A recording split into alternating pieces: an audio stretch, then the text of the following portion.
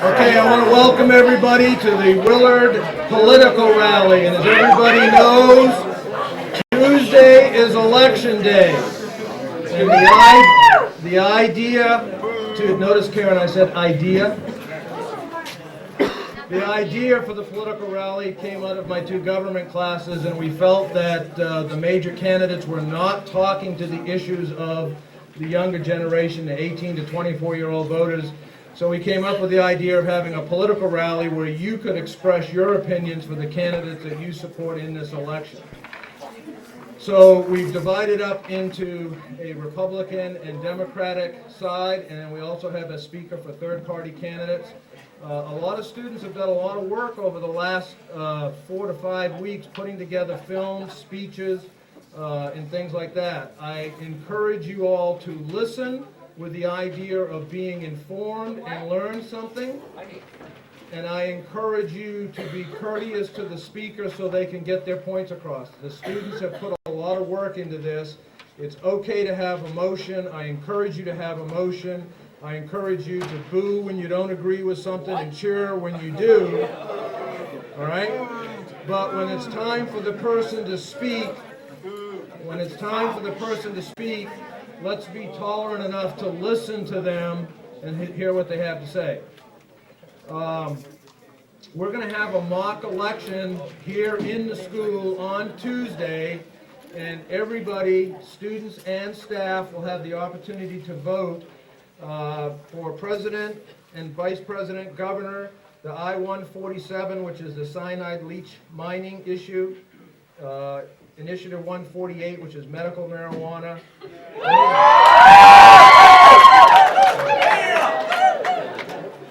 Initiative 149, which is the tobacco tax issue. And the Constitutional Initiative 96 on the constitutional amendment to ban gay marriage. Now,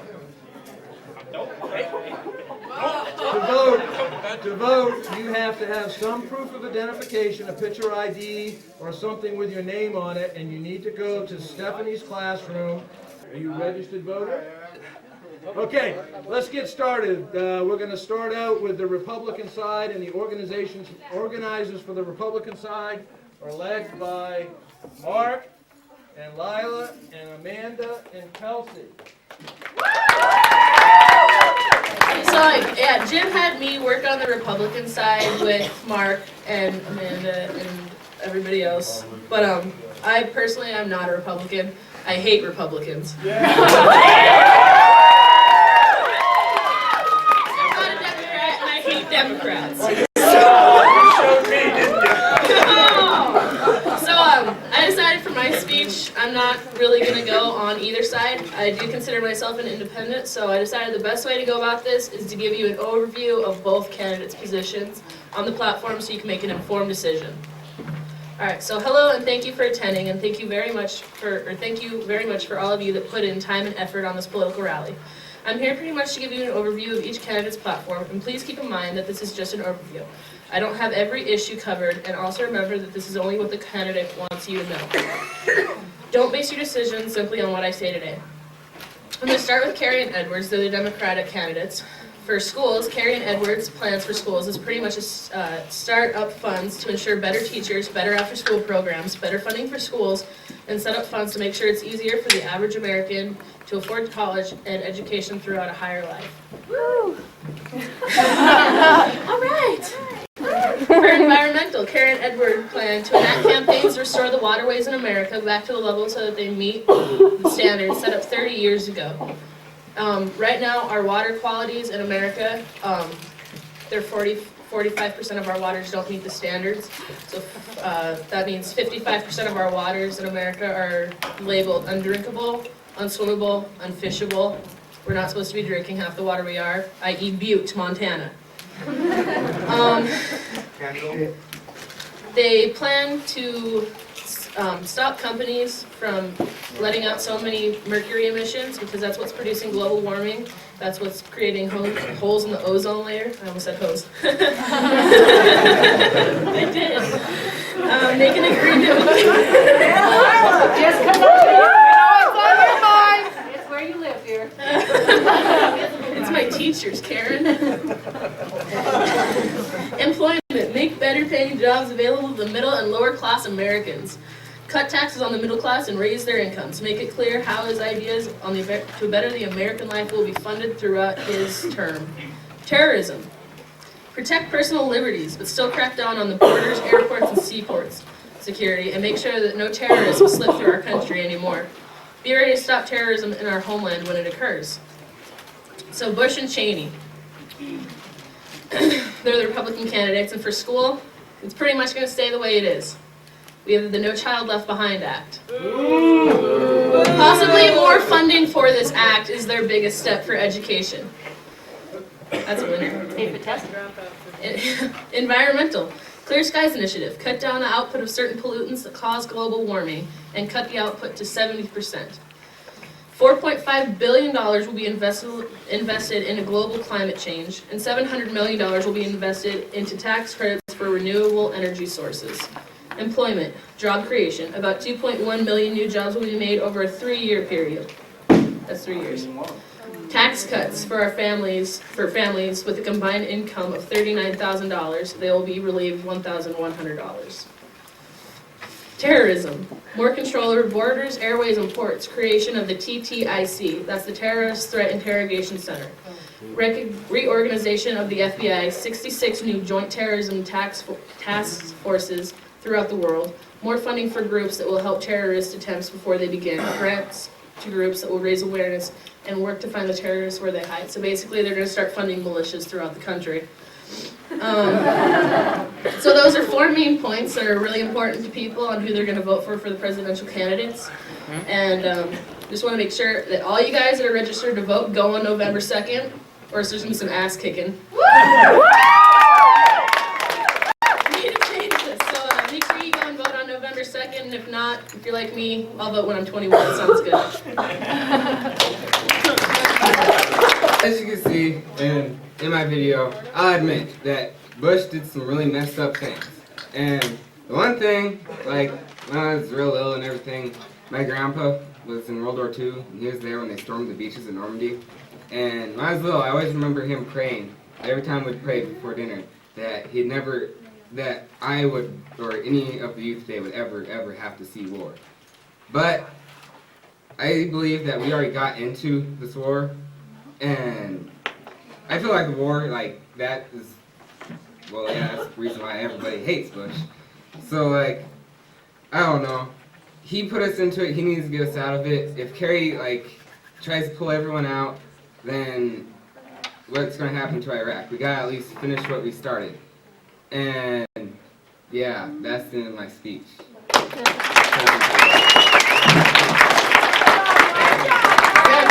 Barely. Stop winging it. Okay, we're going to have about a 5-minute presentation now by Brianna. There's a lot of information out there on both political parties, but not much is being said about third-party candidates. And so Brianna would like to address us on the importance of third-party candidates and what we should consider.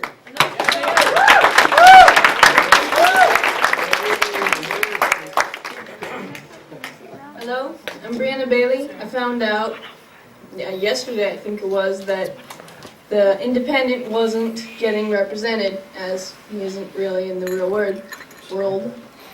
So I decided to jump in, so this is probably pretty cursory compared to the rest of them, but that's pretty much how it is. Anyway, so it's really unfair the way our two-party system is working, especially this election when Bush and Kerry pretty much share most of the same ideas.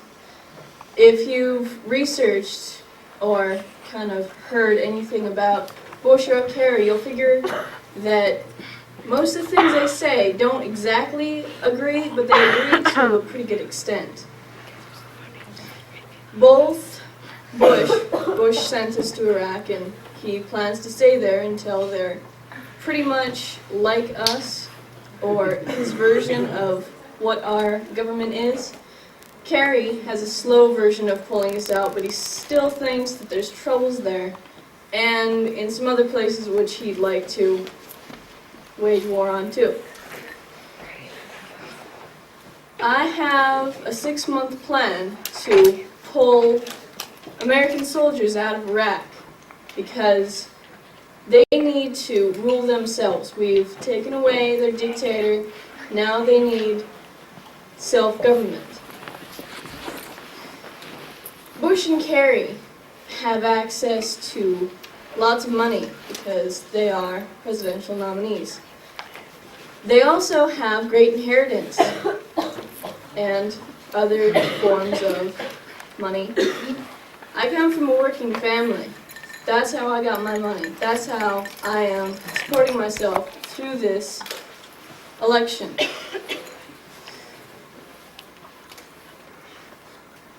Because I've been through the working family, I see the pain it is when you don't have money. I think we need to bring back the buying power of 1960 and raise the minimum wage to $10 an hour.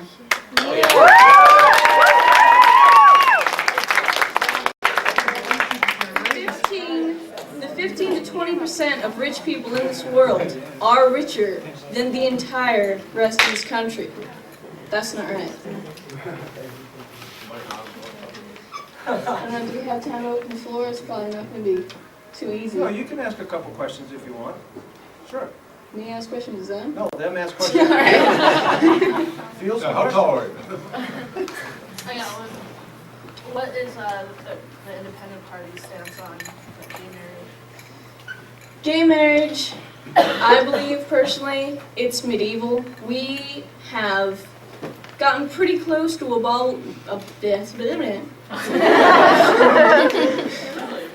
We've pretty much gotten close to throwing out all of the kinds of racism. Why same sex? You know, it's just, we're past it. We should be past it. Yeah.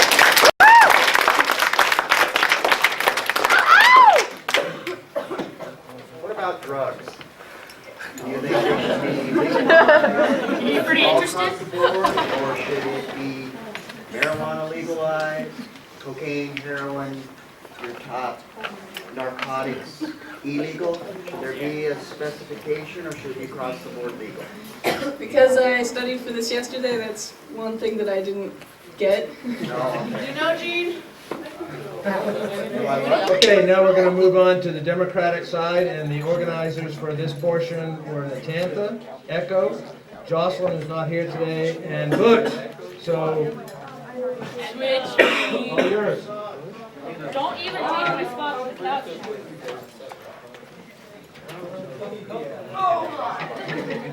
Earlier today, I handed out flyers.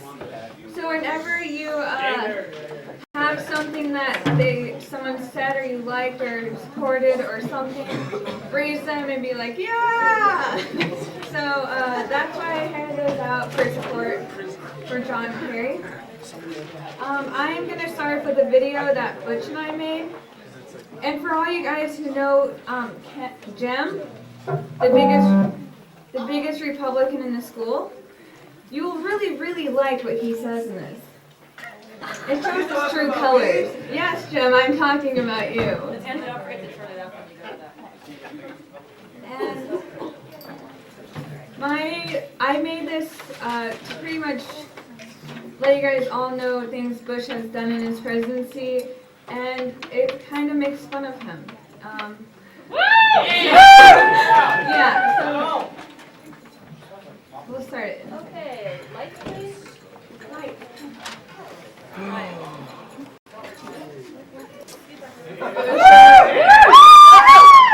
All right. I'm talking about my stance on abortion and as young women and young men to be informed. Bush has been a relentless opponent of your reproductive privacy and choice. Bush has used his position to his every advantage, from judicial nominations and policy appointments to executive orders and legislative advocacy. Bush wants to restrict your access to birth control, shift resources to unproven abstinence-only programs, and advance the goal of eliminating entirely your right to choose. Elections have consequences. If elected to a second term, Bush will continue his efforts. NARL cites that Bush has issued 28 administrative policy statements urging Congress to insert government into private medical decisions and undermine family planning services. Bush has taken 13 official executive actions undermining reproductive rights, reimposing the global gag rule, and cutting off funds for almost all stem cell research. Under the global gag rule, foreign family planning agencies may not receive U.S. assistance if they provide abortion services, including counseling or referrals on abortion, or lobbying to make or keep abortion legal in their own countries. Elections have consequences. It is unfortunate that Bush's policies will make abortions more prevalent. Emergency contraceptives are ordinary birth control pills that reduce a woman's chance of becoming pregnant by up to 89% when taken in days of unprotected sex. Experts have estimated that if over-the-counter access to emergency contraception prevented even 10% of all unintended pregnancies, that would result in 150,000 fewer abortions a year. In 2003, the FDA advisory committees on reproductive health, drugs, and non-prescription drugs overwhelmingly recommended that Plan B, the emergency contraceptive pill, be made over the counter. Despite the advice of its own experts, the FDA bowed to political pressure from the far right and denied the application to switch Plan B to over-the-counter status. This unprecedented political takeover of a supposedly scientific study reveals that Bush administration's willingness to allow political ideology to affect medical decisions. I cannot picture myself, a sexually active teenager, not being informed about the consequences of my choices in the safest and most responsible way to go about those choices. This is what Bush wants for me and the young people after me.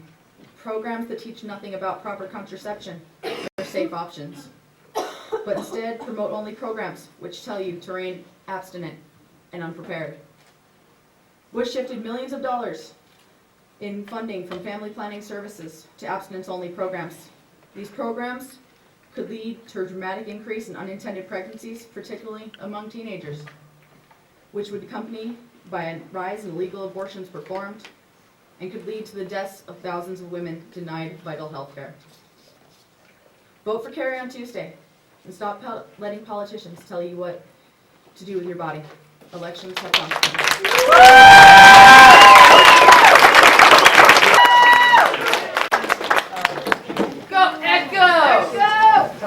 Okay. You're gonna do good! Kick ass.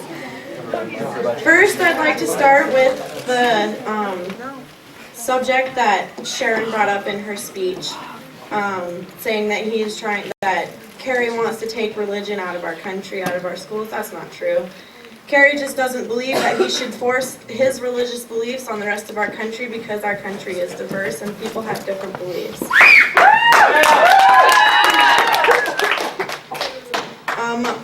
On the abortion matter, pro-choice, what women do with their bodies, every doctor's appointment, the government has nothing to do with.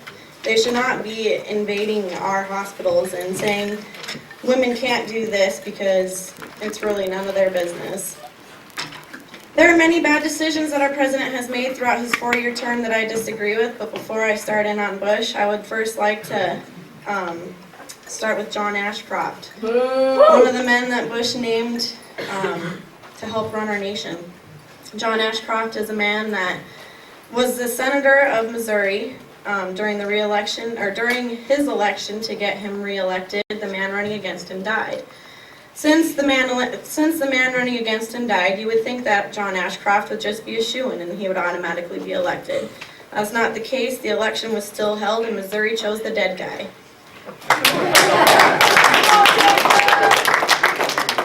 Now, since the whole state of Missouri would decide that they would rather have a dead guy represent them before Ashcroft, you would think that he has nothing to offer politically. Bush and his administration saw it differently. As soon as Bush was elected, he named John Ashcroft our Attorney General. And what an Attorney General he is. In the month before September 11th, there were many occasions when the FBI spoke with Ashcroft about the threat of terrorists. And on the last occasion, they told him that Osama bin Laden planned to attack America and that his followers were being sent to flight school. Ashcroft's response to this was that he didn't want to hear anything more about terrorist attacks. The administration, the people running our country, did nothing about the threat that was posed, and look at the results. In an attempt to redeem himself and look like he was trying to take action on terrorists, he proposed the Patriot Act. The Patriot Act is an act that takes away from all Americans' right to freedom. This act states that if you for any reason are suspected of being a terrorist, whether it be something that you said or something that somebody else just says you said, the government has every right to search your house with no search warrant and even go so far as to tap your phone line. Living in the land of the free, you wouldn't think that this kind of idea would ever be passed. So how did it happen? Our brilliant Republican-based Congress passed this act without ever even reading it. Honestly, I thought America was supposed to have more responsible people running it. Just because our Congress was the reason this act ever got passed doesn't take all the blame off of our president. All presidents have the right to veto any act or bill passed by Congress. President Bush saw how angry the American people were about this act and still proceeded to do nothing at all, much like other things in his 4-year term. To me, it seems that the Bush administration might have other reasons for enforcing this act. One of my biggest issues with the president probably won't come as much as a surprise. There has been many reasons since the beginning of the war that the media has thrown at us for why we're there. It started with the war on terror, and then it gradually turned into the war on Iraq. So why don't we just cut the crap and call it what it really is? We'll just call it the war for money and oil. Is sacrificing so many innocent Iraqis and our own American troops worth money and oil? Apparently, President Bush and the administration think so. In the months after the planes hit the World Trade Center, Bush was looking for reasons to attack Saddam Hussein and take him out of power. If he did this, of course, he could finally have a chance to get his greedy little hands on the Iraqi oil. If I remember correctly, Osama bin Laden was the one behind the attack on our country. Osama was in Afghanistan while the majority of the American troops were in Iraq searching for the man who supposedly had all the weapons of mass destruction. But he didn't have anything to do with the attacks on America.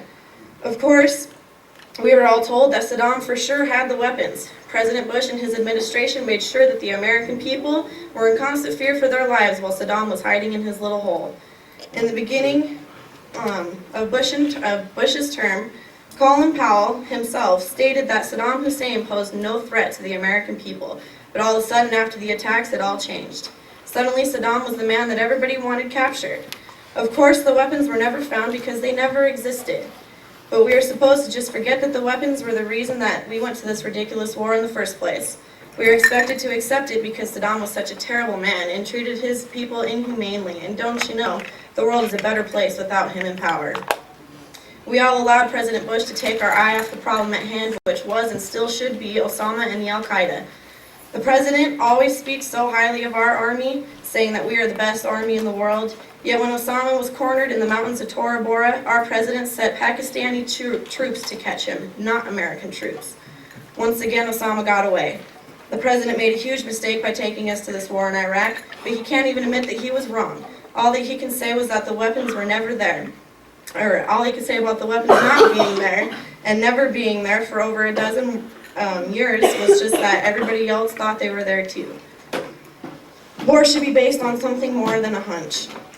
President Bush says we cannot be safe in trusting Senator Kerry as our commander-in-chief because, in his words, Kerry will be on the offense while Bush supposedly keeps our country on the defense. This must sound all too familiar to President Bush because he himself used the method of being on the offense. September 11th was preventable and the president knows it. In the months before September 11th, like Ashcroft, Bush too had received FBI briefings on Osama bin Laden. I'm sure the president read the briefings explaining that Osama planned to attack America by using planes And what did he do? Absolutely nothing. Our so-called commander-in-chief knew full well that the attack itself was inevitable, and he didn't even go so far as to have one meeting with the head of counterterrorism. So really, who is the sitting duck in this election? There are many, many lies and deceits behind this administration that I don't have time to mention. Our president has used a series of smokescreens and scare tactics to run our country and persuade the people of America that he's doing everything right, and that he is actually making our country a better place, when actually he is making us more susceptible to more terrorist attacks by making America even more hated than we already are. He tries to slander Senator Kerry by saying, how could we win a war with a president who says we are fighting the wrong war at the wrong time? Well, the facts are there. The weapons were never existed, and Osama and his regime are still out there. Our troops are still trying to rebuild a country that we never should have attacked. We're in Iraq when Osama was last seen in Afghanistan. So yes, Senator Kerry is completely justified in his conclusions. No, John Kerry does not want to take away or weaken our army in any way. He just wants to put our army back where we belong. You can't deny the facts, and most, if not all of them, say that Bush and his administration is running our country into the ground. My biggest fear is that people will fall for his lies and he will get reelected. So before you go to the polls, I strongly urge you to look at the facts and do the right thing. Our country needs a fresh start in order to achieve a better tomorrow. Vote Democratic and vote for John Kerry.